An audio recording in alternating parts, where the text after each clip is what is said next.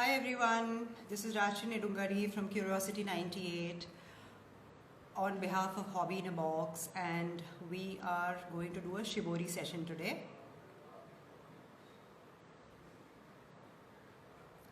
Hi, how are you? Hi Sneha. Hi. Hi Rajni. Hi Paperbox. Hi.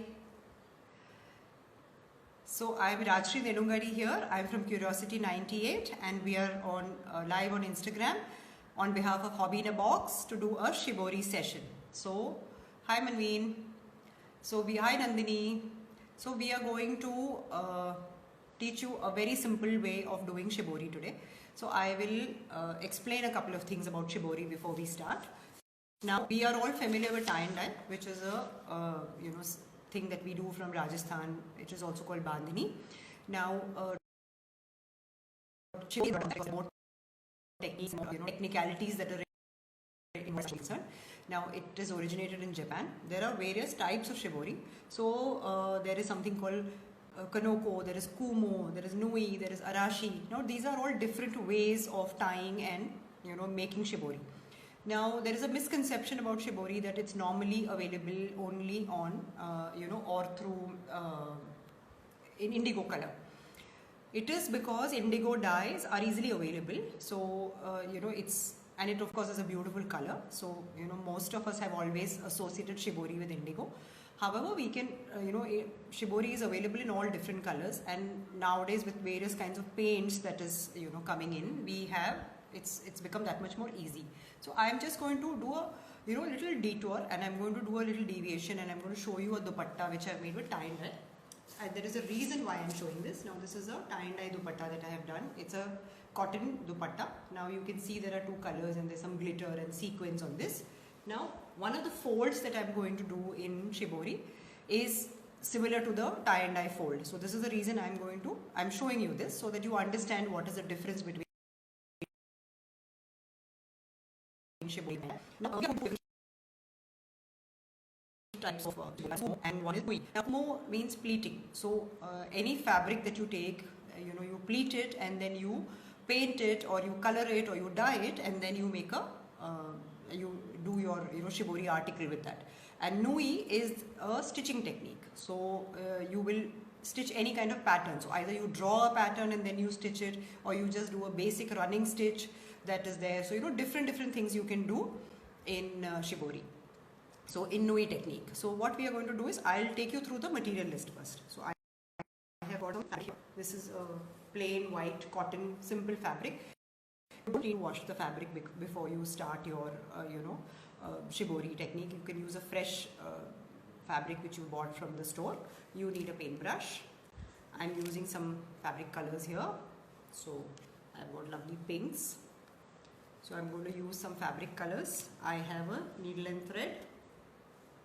I'm using the big needle, and of course I'm using a slightly thick cotton thread. Even your regular thread that you use at home for stitching will do. So I have a scissor, and I have a scissor, and I have a dory. So this is a dory, or if you don't have a dory, you can use a nada which you will have at home. So any of these things you can use for doing, and of course you have your water, container of water for doing your shibori. Now we are going to start with a very simple fold which is called a samosa fold.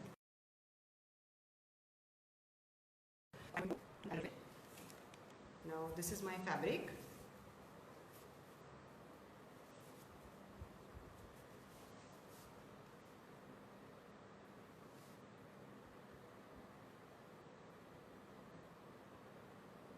Hello.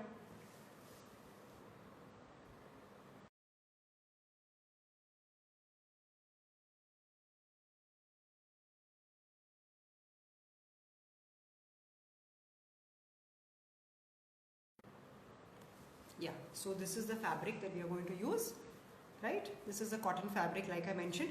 I have folded it lengthwise. I've taken a square piece. I'm going to make one more fold. I'm doing bigger folds so that it's easier for you to understand. You can do smaller folds, so you can do fan fold of your fabric. And after this we will do the samosa fold. Now samosa is a triangle shape, so we are going to fold it this way. So which is, I'm folding it towards you so that you understand. So this is my first triangle fold. I'm going to flip it towards me, right? Then I will again just continue that, fold it towards you.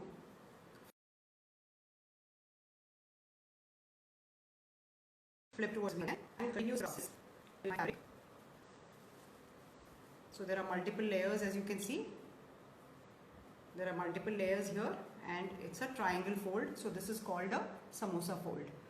I think there are a lot of people joining in now, so I will just show this fold once again. This is my fabric which I have folded into half.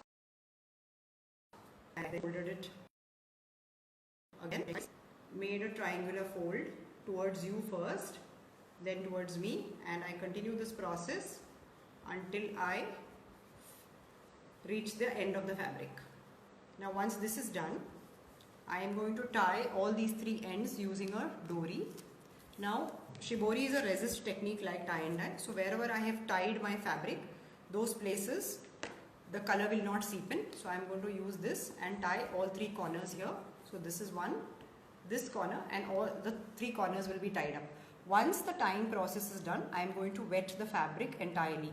Now when you are doing it at home, you will take a bucket of water, or you take a huge steel container, fill it up with water, soak your fabric. Now why are we soaking the fabric? See, we are doing shibori here with fabric colors. Originally it is done with indigo dye. So in indigo dye, the indigo dye will be prepared and kept, and you're going to soak this entire piece into the indigo dye, leave it for some time, and then remove it at a later stage, and then the rest of the process will be done, washing it and then drying it and opening it out. Here, since we are painting, we want the colors to seep in properly to our through our fabric, which is why we are going to be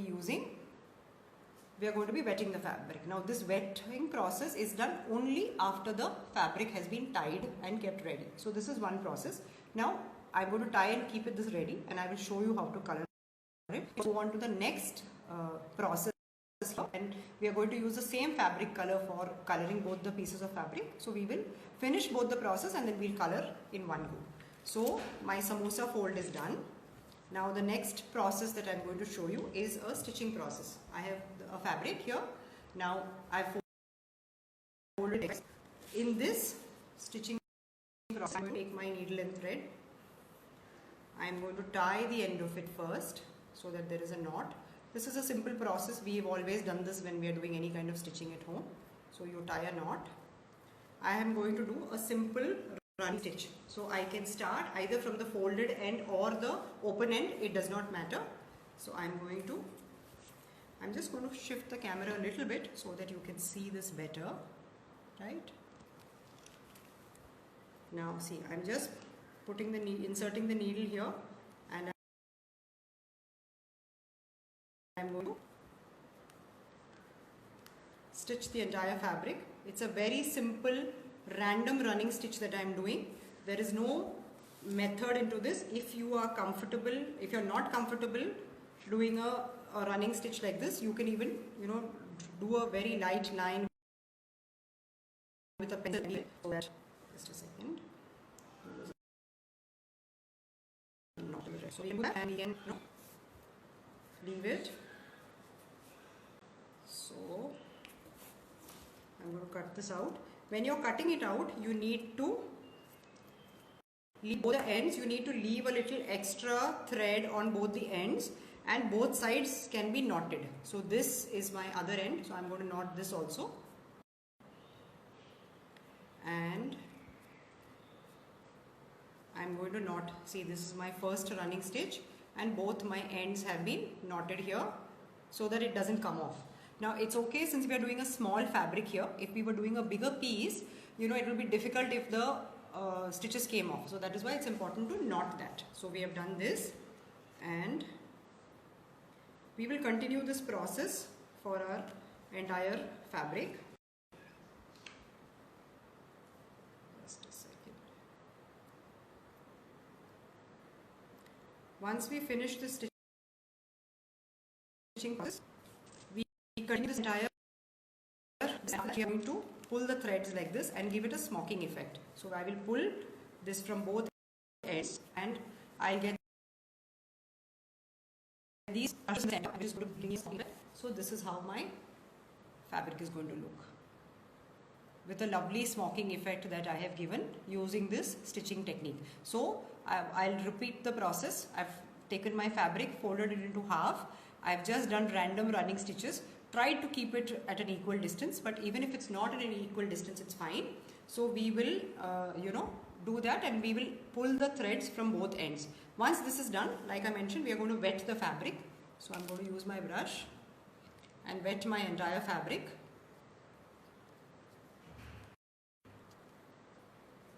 I've kept a plastic sheet over the newspaper, which you are not probably able to see. Here, there is a plastic sheet here, so that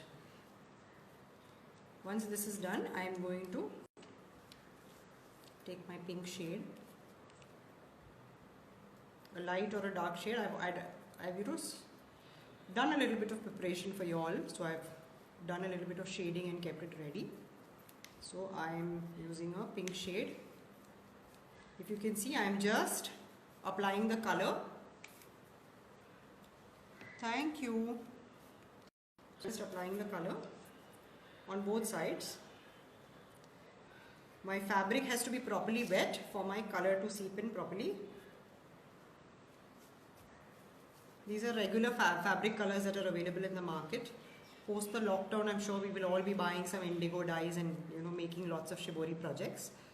Once you all make your projects, please post it on Hobby in a Box and on Curiosity98 and tag us. You can make cushion covers, dupattas and a lot of other interesting things. So this is my fabric which has been painted completely. We're using a fabric color. I will have to leave this for at least about half an hour, 45 minutes to dry. This is dry. I will then, cut the cords outside from it, and then I will be, post that I will be opening it out and then putting it in the sun.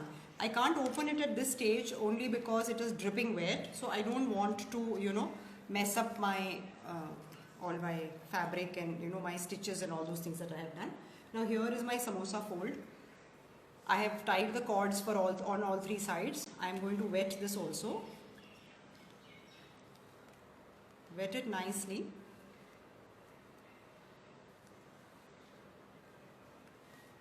There are a lot of techniques that is there in shibori. Only thing is either a pleating or a stitching is compulsory as far as this is concerned. So this is my fabric which has been wet. The samosa fold fabric I have wetted, and I am going to apply some dark pink color here. You can see that as soon as I apply color, it starts spreading into my fabric. This happens only because my fabric is wet. If it wasn't wet, my color would not be spreading. You have to ensure that your fabric is wet. So you can, at home, you can use a steel container or a bucket and you wet your fabric. Also remember, this is the fabric that we are doing here for the demonstration. At home, if you're trying it, you're trying it on a big piece like a bed sheet, a single bed sheet or something, there will be obviously more layers after your folding technique. So you will have to wet it properly, let the bed sheet soak for some time, and of course then apply the color. So I hope this is clear. So we will wet this and we'll apply the color properly, and I'm going to leave this again for drying. If you're doing, this one was a small piece, so I can even put a rubber band on all three sides in the corners first and then use the dory to tie it up. If you are not comfortable with the dory, you can get the bigger rubber bands when you're doing for bed sheet or things like that. Now I'm going to keep this away and I'm going to show you the end product. I've kept one sample ready for you. Now this is my samosa fold fabric which I have done. You can see I've used a light pink shade and I have folded it and I have made this piece ready for you. Now one important thing as far as fabric colors is concerned is the indigo dyes are natural, or any other dyes for that matter are natural, so they will have a darker shade. Fabric colors, we are diluting them. We are not only diluting we are not only wetting the fabric, the colors themselves are being diluted a little bit while we are painting them. So even if your shade looks bright and pink in the bottle, it may be one or two tones lighter once your project is ready. Okay, so that is a possibility. So don't get worried about it, saying that what am I going to do. So this is how it will happen naturally. So this is your second piece which I have done using the stitching technique. If you can see closely, you can see the stitches. I have pulled down the threads. So I have folded the fabric into half, stitched it and done a smocking effect, and then I have removed the stitches after my cloth is dry. So once I leave my fabric after painting for some time, for about half an hour or so, and once it's semi-dry, then I leave it in the sun for some time. Once it's completely dry, I am going to remove the stitches, which is how am I going to do it? I'm going to use a scissor and cut out all the knots and pull the threads out. Now I will come back to my tie and dye dupatta. Now this is my tie and dye dupatta. This is also a samosa fold. Now the difference between this and the shibori technique is I did not tie the ends. So this was a piece which I had tied all three sides. In this case, it was not tied at all. I have done it directly with coloring since I was doing a fabric painting. I was using fabric colors for that. So this is a brief of how shibori is done. It's a very simple technique. We have taken special care to understand the situation that we are all in now, and we have come up with this idea of doing a shibori because we know that there will be a limitation of material and limitation of colors that we have. So we would want you to try this technique, which is very simple. Curiosity 98, and post it on Facebook pages for both of us. It's the same, it's by the same name, and tag us and show us your creativity. Make dupattas, cushion covers, bed sheets, table runners, table mats. There is so much that you can do with all these things. Or of course make a kurta, or something interesting that you can think of a better idea than what I've suggested. So thank you, Shruti. Any other questions? Sonal, for your fabric colors, you don't need a color fastener. For the indigo dye or any other color that you're using, you will need a fixer. Those are available in the market. And the process of doing shibori using indigo dye is a little different from what I've shown you with fabric color. We focused on fabric colors so that you all can do it easily. A lot of us are painting and a lot of us are artists and a lot of us love art, so we may have some basic material available. Welcome, Rupa. Thank you so much. So we will have some basic material at home. So idea was to show you a very interesting technique using very minimalistic material that we have. So you just need a small piece of cotton cloth. Now, in case you don't have a cotton cloth, just steal your husband's hanky or your hanky and try something interesting with it. So you must do something in the next 2-3 days. It's your memory is fresh, you will remember what it is, note down all the little points that I told you. Now one important aspect as far as fabric colors is concerned is that you have to wait for about 48 to 72 hours from the reverse, and you can just do a regular a wash at home, hand wash at home. If it is a shibori, the original that you're doing with indigo dyes or with any other color dyes or the natural dyes that is available, then you have to ideally a dry wash, a dry clean for the first wash is better. After how many days can we wash it? For a fabric technique that I have shown you, you wait for 72 hours, iron your fabric from the reverse side, and then you can use it and wash it, or wash it and use it. Either which way, it doesn't matter. It is only so that the fabric colors fasten a little more, onto the fabric, because we are diluting the colors a little bit. The shades will be slightly lesser on, this or the fabric, since we are diluting. Of course, the original dye colors will be nicer. Will you post the video on Facebook? Yes, we have just done a Facebook live, half an hour ago. So the video is also available on Facebook. Please, like Hobby in a Box and Curiosity 98. So it is there on both the pages. It's there on both the pages also, and it will be there on Instagram also. So any other questions? Any difficulty? Did you all like the workshop? Is there anything that you want to ask me?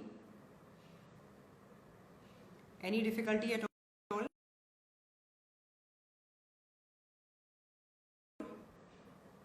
If you like any thumbs up, thank you, Mohan. If anybody wants to ask. Thank you, Kalpana. So we want all the participants who have watched our, live to make articles. Thank you. Please make articles. Maybe we can have contest sometime, and we will come back to you with many more interesting workshops, which will be easy and simple and with less material. So I think I can sign off, since most of you have understood all the techniques that I have seen, and I don't know whether anyone has questions. So thank you so much. Thank you, Rekha. Thank you, Manveen. So please continue to visit our pages, Hobby in a Box and Curiosity 98, and please